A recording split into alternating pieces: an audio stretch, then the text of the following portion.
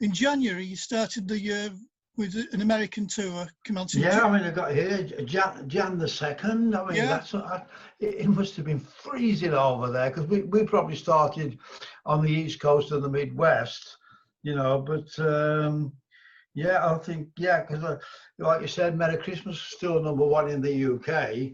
Yeah, that's And it's weird that I think what it was, Ian, is because, like, remember the year before, that's when I had my accident. yeah. And we hadn't long come back from an American tour, really. When we came back, we did a UK tour. And then after Earl's Court, that's when I had the smash. And there was plans for us to go back to America pretty soon. But obviously that was put on hold. So maybe that's why we went at that ridiculous date on the 2nd of Jan. You'd have had to have been there on New Year's Day anyway, wouldn't you? Yeah. Oh, yeah. We've gone out on the 1st. But yeah, I mean, I'm trying to think, but I mean, that's right. That was the first two when we was like going out headlining, which is a really bad move. It was a really bad move. That was, you know, especially so soon. It was only, you know, sort of, it was our 3rd tour, I think. Yeah. You know, it was our 3rd tour, but it was a lot of people said to us, you know, you're mad headlining straight away, you know, so soon, you know. But there you go.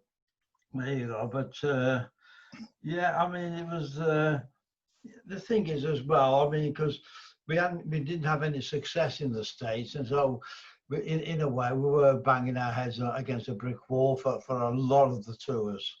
We never hardly got any radio play. It was the only time we got radio play. A lot of the time over there, on a lot of occasions, is the local radio station, whichever city we were playing in.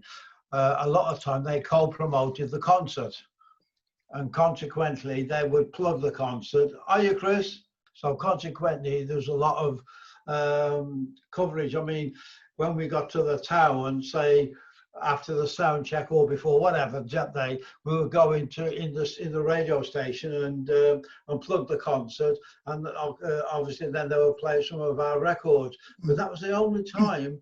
It was there's a station called WNEW in New York, where it was then. They were pretty much behind us, but before that, really, I mean, the radio play was zilch. It really was. I mean, you know, we just couldn't. A lot of the time is either too heavy for AM stations or not hip enough for the FM stations. So, you know, it was pretty difficult to get radio play. Was it hard for you to keep your feet on the ground while all this was going on? What, in America, you mean, or just in general? I suppose. Well, really, because. I mean, funnily enough, Chris, we were still living with our moms and dads around that time. We hadn't even got time to look for anywhere. Not as we were bothered anyway. It was nice being at mom and dad's, having the electric blanket put on at night and things like that. So yeah, we were still living with our moms and dads. It wasn't until that year then we did start looking. You know, it was later '73 that we started, but basically we were still living with our moms and dads. No, it's daft. Yeah. It's good to hear, though. Huh? It's good to hear that that's how it was. You were just still the local boy thing. Yeah, I mean, we've done the thing. We've asked the question about what it was like, you know, being this big thing that you'd become. You know, the fame thing. How did the others cope with it? Well, how did who? So, but it's the same, because I think, you know, I mean, it never really affected us. I mean, we were so not cool enough to be. We couldn't be cool at all. You know, I mean, it was ridiculous, really. I mean, sort of. Well, like I said, it was the old thing. We're always first to a party and last to leave. You know, sort of thing. And sort of all we got there for is to like just drink the free booze. I mean, yeah, we were so uncool. I'll tell you the one thing was once when, I think it was around that time, I don't know if it was the Rainbow or Hammersmith Odeon, but Polydor were having, and Chaz having a big reception for us after, that's right, I think we did 3 nights at Hammersmith. And Polydor and Chaz having a big reception for us afterwards. Could we get in?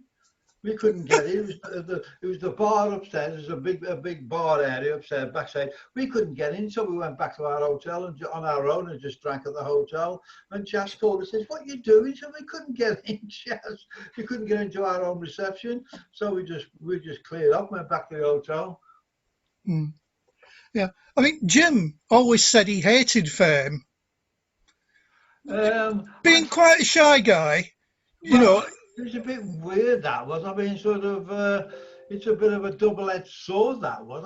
It's a bit weird, that. I mean, he said he hated fame, but I think really down deep inside, he was having a great time.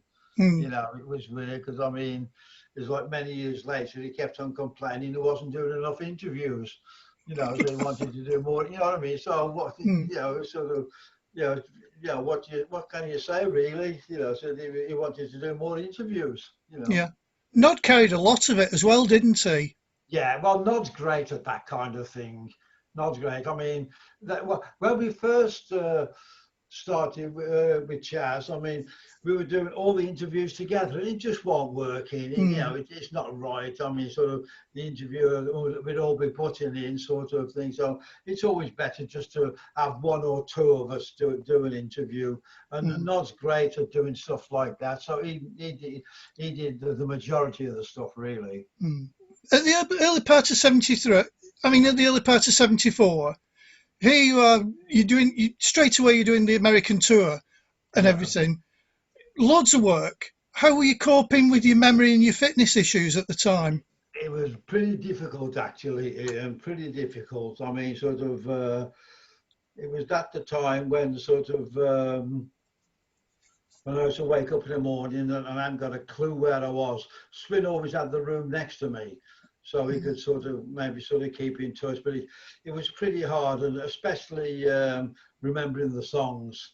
That was so difficult. I used to have like a gig list on the front of my on the bass drum, so I could see it, and any little cues I was to write in. So I knew, I understood them, you know, and nobody else would probably understand them, but it was something I could just glance at and I knew what was happening. But it was pretty difficult, actually, very frustrating as well. But it was a great exercise, I will say that. I mean, that's what the doctor actually said to me when about going back on the road. He says, "Get back on the road as quick as you can. He said, otherwise you never will." Is that your dinner? Yes, no, it's my cat. Oh, no, for me, I thought it was your dinner. No, he's hanging about. That's very professional, isn't it? Yeah.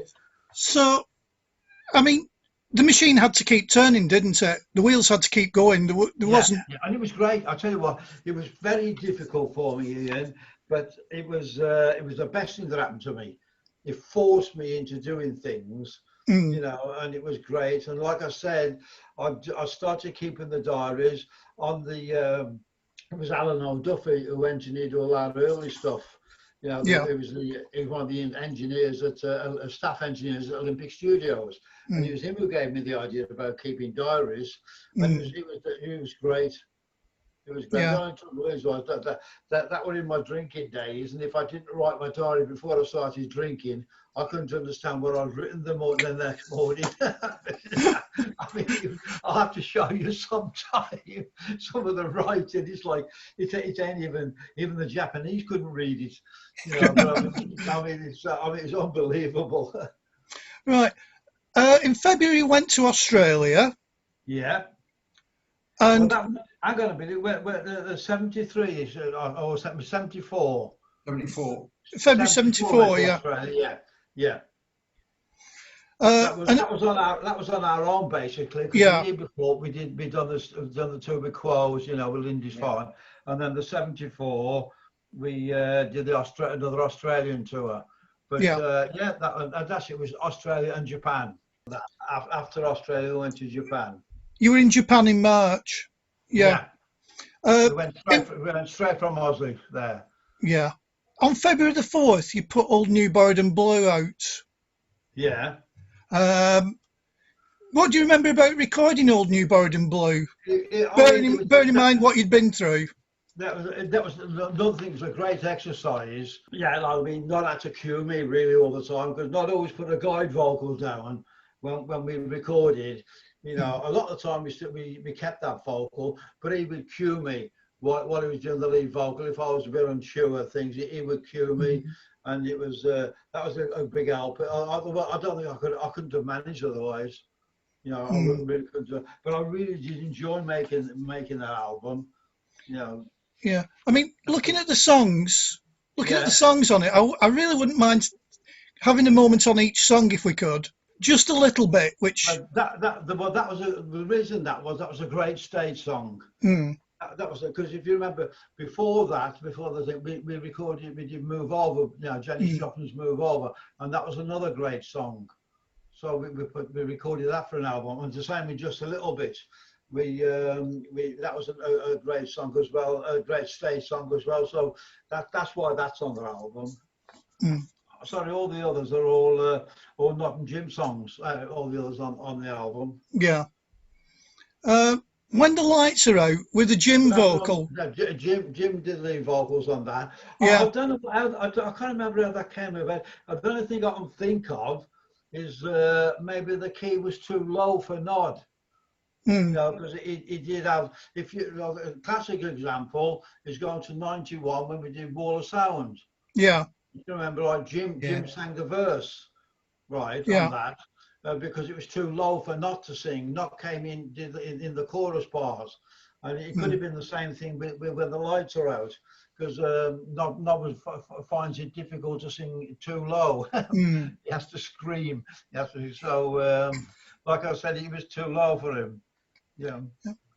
My turn, I remember recording that. That was a great song to record. That was, you know, I really enjoyed doing that. It was a good song to record. That was, yeah. And Find Yourself a Rainbow. That was sort of a bit of a sort of homage to the trumpet, really. You know, it's that kind of thing, like a pub type thing. Yeah. And is that the one with Tommy Burton on? Yeah. Yeah. Well, that was what I'll tell you. That a classic story that was when we did that, and we wanted, because Jim didn't play that style, like that honky tonk sort of piano style, like the pop style. So first we got Soup Money in, who played keyboard, played piano, and Get Down and Get With It. And you know, it's not their fault, but it's not their style. It is a certain style. And then we got Alan Price in, the same thing. It's not their style. He couldn't do it. And then somebody said, send for Tom. So we called Tommy Burton, and he came down on the train from Wolverhampton, and he nailed it in 2 takes.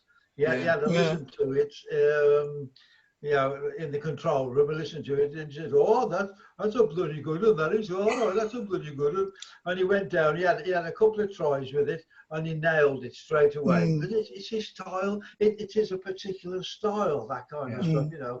And it's brilliant when you listen to his piano playing on that. And actually, yeah, what it was, I mean, like I said, he listened to it, had a couple of takes, and he nailed it straight away. Because it is his style. But the thing is, what I was saying before, while Alan O'Duffy was getting the piano sound and everything, he started playing like a fast, like rock type thing, you know, so on the piano. Jim was playing bass and I was playing drums.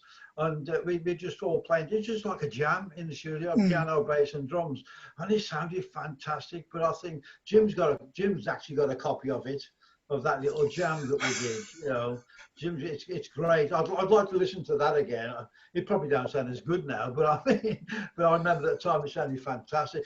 Tom's a great sort of piano player like that. He sort of, he don't bother with the notes, if you know what I mean. He just, it's a certain style he's got, and the same with Reg Curl from the trumpet as well.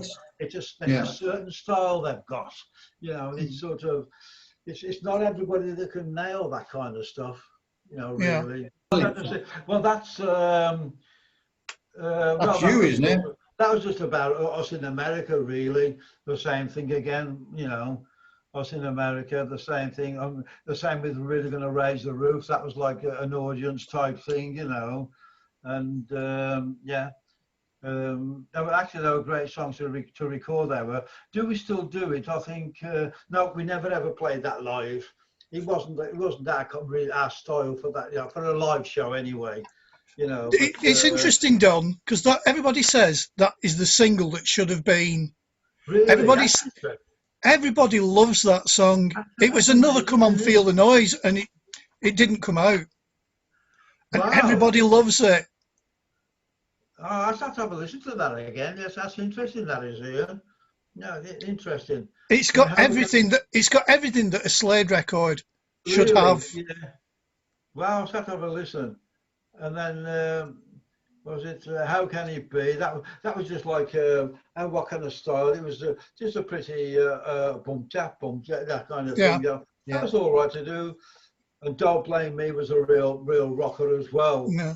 You know, with Nod's voice is incredible on that, you know. And the same with My Friend Stan. I mean, that's incredible. I forgot about that because everybody said we were finished because it only went to number 2. They're finished, you know. I mean, and Every Day. I mean, that was incredible. And I never really liked that record. It could have been done a lot better. I don't know what it was. I mean, and yet it was a massive hit as well. You know, it was a massive hit Every Day, but the record, to me, could have been a lot better. And this is a personal thing, this is, you know, I think it could have been better. Yeah. You know. I mean, it's such a lovely song and it's stuck in your set all the way through from then on. Yeah, we're still doing it, you know. Mm. I mean, it's sort of, Jim had the electric piano on stage when we do that, you know, so, yeah. On Good Time Gals, that was meant to be like a Rolling Stones type thing, but we end the Rolling Stones, so I mean, it never really came up as it should have done. But it was a good like rock thing. It's got a bit of honky tonk women in it, hasn't it? Yeah, that's it. I think that's what it was meant to be in, sort of, that kind of style. But it was, it never really came off. You know, so but I'll tell you what, it was a big album that was as well. Yeah. You did really well, and that's right. And like we did the Australian tour, and I remember at the end of that tour, Australia was in Sydney, and we had like I think it was 4 to 5 days off, and so we decided to stay in Aussie because it's their summertime. Have a few days off before we went on to Japan. Yeah. You know, but, and that was Australia. We just did 4 concerts in Japan. But they were my drinking days, so it's a bit difficult to remember that particular tour. I remember because the shows are always early in Japan. I mean, we were back in the hotel at 9 o'clock, and it'd be sort of. I remember the one night we went down to the hotel bar and had a few drinks, and we went on to something to eat. Then we went on to this disco called Biblos in Tokyo. And I thought we were still in the hotel bar, but and I was trying to sign drinks on my room, but it didn't go down very well. But the thing was, I remember Biblos, it was on 2 floors, the club, and the disc jockey, there's 2 dance floors, it was on 2 floors, and the disc jockey was on like an elevator type thing, going up and down between the 2 floors. And I kept on looking at him. I thought, what the bloody hell have I been drinking? I could just see him going up and down. And I thought, am I seeing double? I couldn't believe this guy. But 4 shows in Japan. But I'll tell you what, a great experience on the bullet trains. Just incredible. That was then. I mean, I don't know what they must be like now. I remember when we went from Tokyo to Osaka, I think it was, or Kyoto. And when we got to the platform in Tokyo, Udo, the promoter, said to me, right, don't you stand there. I says, why? He says, stand there.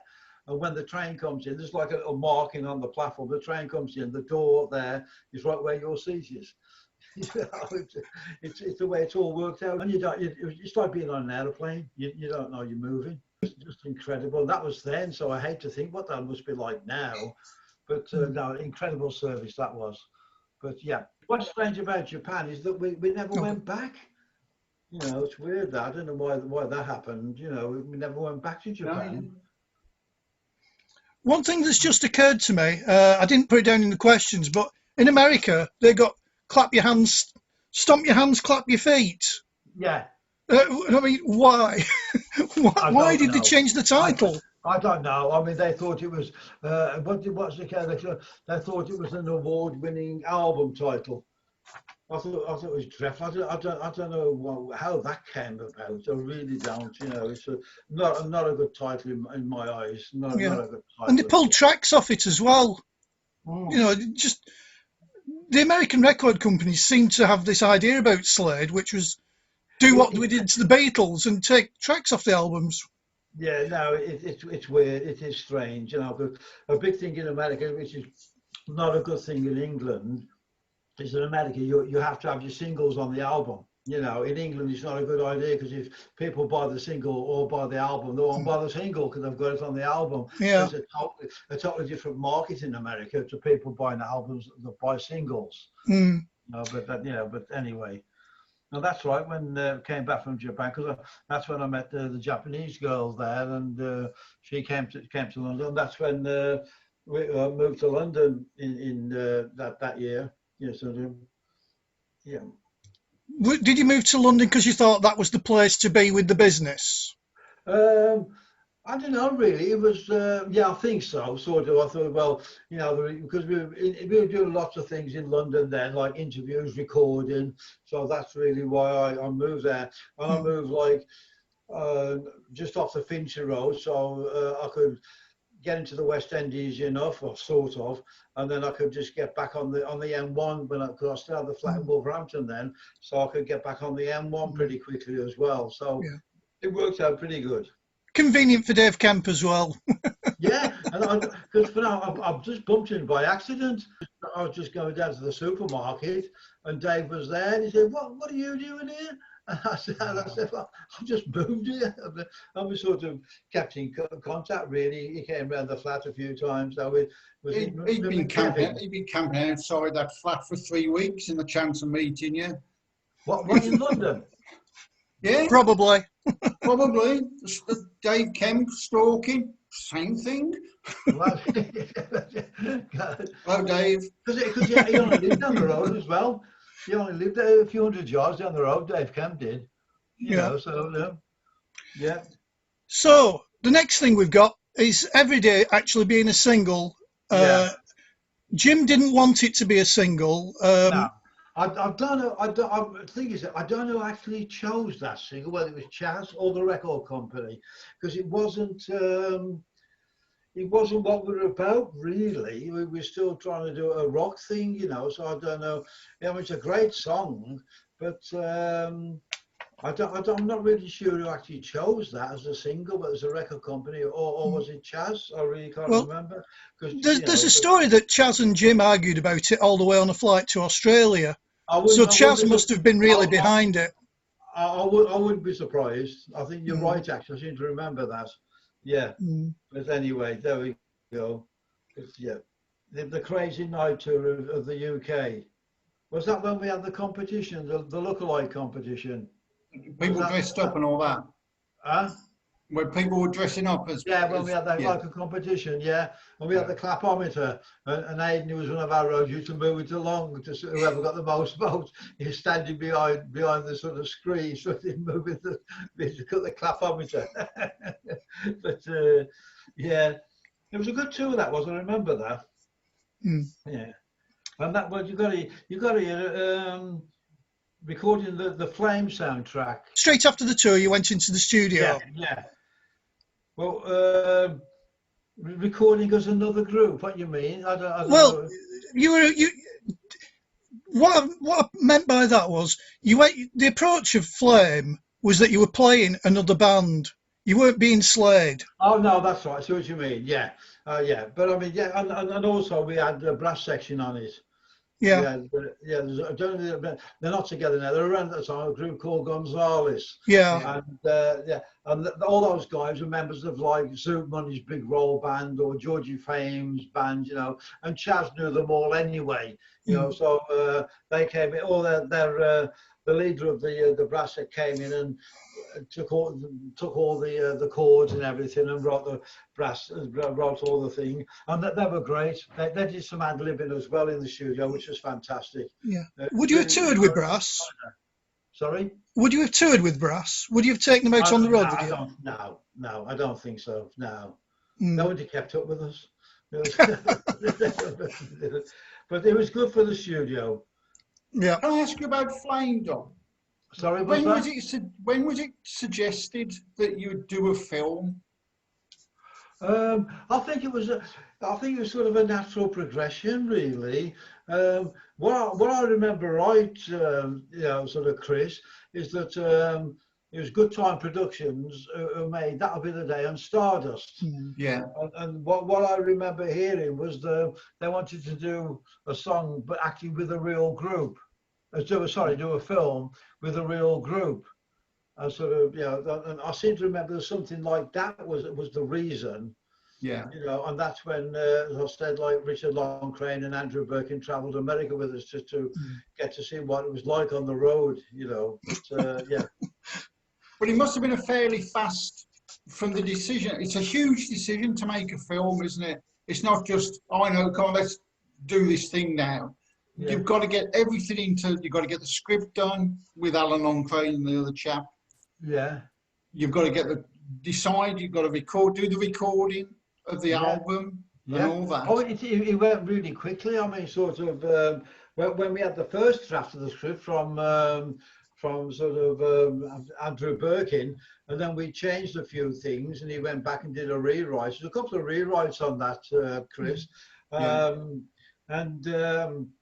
It all happened really quickly, and then we started the filming, and I mean, had a great time doing that. I really enjoyed it. We stayed in London for most of the time, and then we did some location work in Sheffield, like with me in the factory, and those high-rise flats.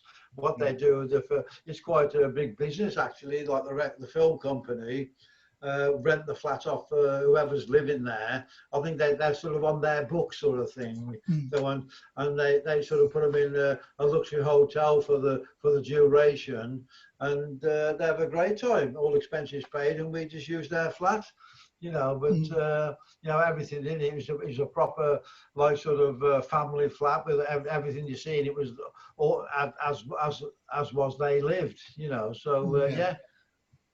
But I tell you what, though, because when at the thing when the lift wouldn't work and I'm running up the stairs, I had to do that about half a dozen bleeding times. I was knackered by the time of the thing, because if you watch me run up the stairs, there's a camera at the top as well. One follows me going up, and then there's one up on one of the landings. And if something went wrong, they're back again and start again, all that kind of thing. But I really enjoyed the making of the film. Is great fun. The only thing is, though, it does spoil you for when you're going to see it, going to the movies, because you know how things are done. Sort of thing, and it does spoil you. But it was great fun. It was great fun. Well, the next thing we've got, you went in May and June. You went back to America. Yeah. And I've got a nod quote here. He says, "J. Gill's band fucked us in Long Beach." Yeah, they really did. They really did. I mean, we were having a couple of great nights. And then he came to the big one, Long Beach Arena. It's a big 18,000 seater arena, just on the outskirts, just about 15-20 minute drive out of the centre, like to the Sunset Strip, Los Angeles sort of thing. Great gig. And we were having a couple of great nights beforehand, and then they messed us. I mean, like you can see, like the power kept on going off and all that kind of thing. And of course, there rose on the side of the stage going, "What's wrong? I don't know what's wrong." They really sabotaged us. It really was. We never had. We was thinking, because we always had. LA was a bit of a taboo for us. It never happened.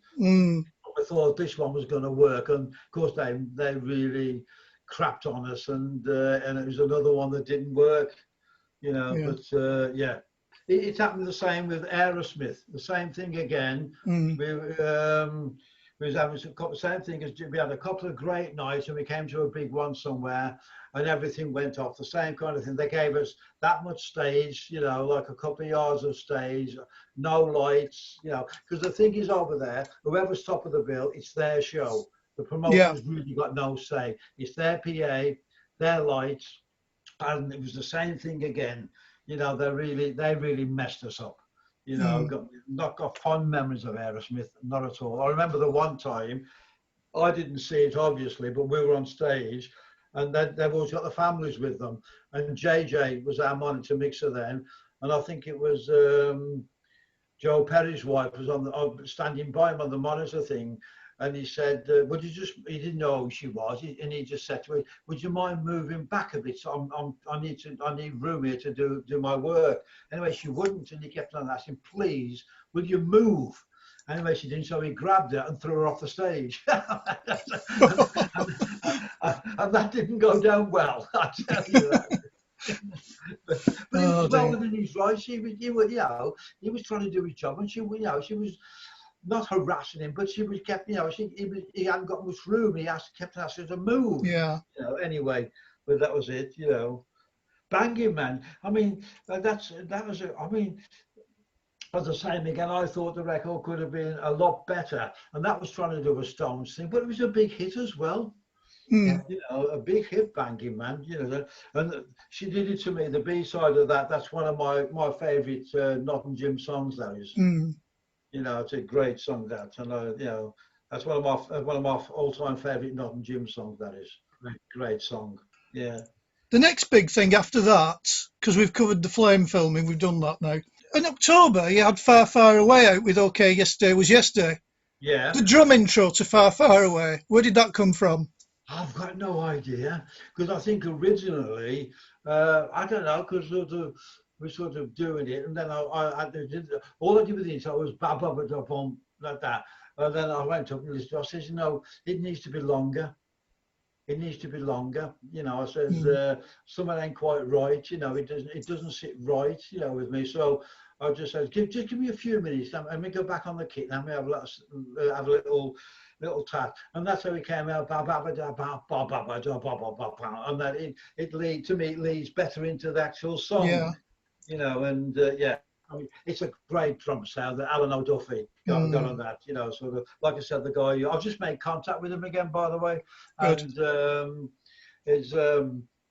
he did all our number ones except for Merry Christmas. That was done in New York, but he did all our stuff. He got the drum sound on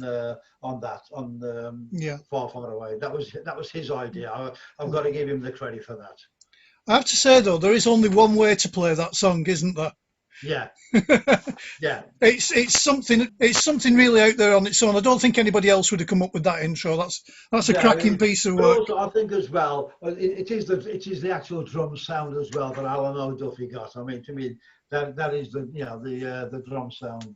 You should have got a writing credit for that, then, shouldn't you? Yeah, I should have. Don't start going to cause trouble here. I'll say, it's been mentioned, by the way, and I should, yeah. I mean, apart not because of the drum thing, but that is my favourite Slade song, and the same favourite Slade recording. To me, that's what we're all about. Then, and that's from the Come On Feel the Noises.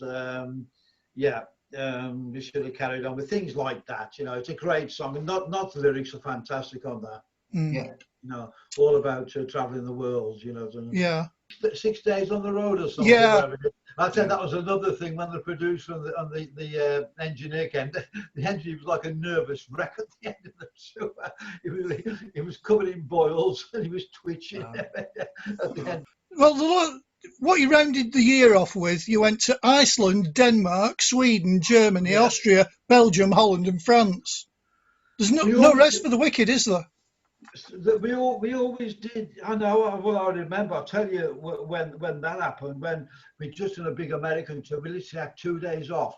So we got back to Wolverhampton, just did our laundry, got our mums and dads to do our laundry, and we met at Birmingham Airport, and we were still knackered. I tell you what, we were physically and mentally knackered. Yeah. And that's when not faint. That's when not collapsed. And we said, stay down, Nod. And he just gave us an extra couple of days. I mean, he was mad. And then we went to Iceland, Denmark, and we always used to do all over Europe. We always did it in the bloody winter as well. You know, it was guaranteed, it was freezing, or the snow or whatever, you know, but we always did it in the winter. But it was, you know, that's what it was, you know. Iceland, it was a huge thing in Iceland. You got a huge amount of press. Did we? Yeah, Wow. I've got lots of Icelandic press. If anybody can speak Icelandic, Yeah, I'll have to there's have a some look at that, Chris. there's I some got great that, I got photographs that, of you on I there's got some that, great photographs of you on stage with a guy in a uniform, peak capped and everything, and you're doing all your stuff, and he's just sort of standing there, and it's fantastic. Now I remember Iceland. I remember I couldn't sleep because it never got dark, you know, and I had to have it pitch black for me to sleep, and I was going around that twist, you know, because it was still like light or 24 hours sort of thing. Yeah, but yeah, it was a good one. Yeah. Well,